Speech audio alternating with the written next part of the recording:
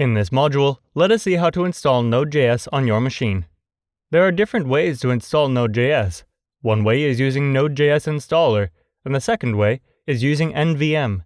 We are going to install Node.js using the installer, as it is the simplest and most straightforward way of getting started. Go to nodejs.org/en/download. Here we can see two versions.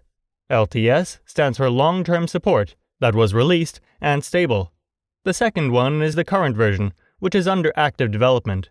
Let us download the LTS version Windows installer.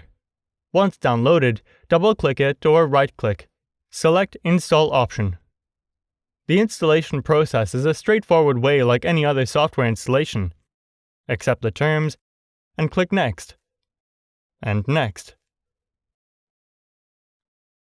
For building a few Node modules, Windows operating system needs additional libraries. We can install these tools along with the Node.js, or we can skip it for now and install it at a later point in time, when needed, using the link shown here. Let us select these tools as well, and proceed.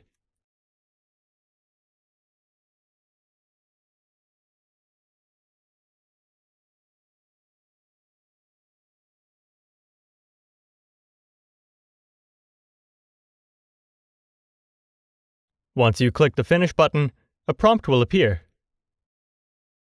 Here we can see that it takes around 3 GB of space for these additional build tools. Press Enter and it will take a good amount of time. Meanwhile, we can minimize it and verify Node.js installation. To verify Node.js installation, open Command Prompt and type node-v. This will print the Node version installed on the machine. Type npm-v, and we can see the npm version. npm stands for Node Package Manager, and it will be installed along with Node.js. We'll learn more about that in the coming lessons. Now, coming to the other tab, where the build tools are being installed, it will take a few more minutes. And once all tools are installed successfully, you can see a message like this.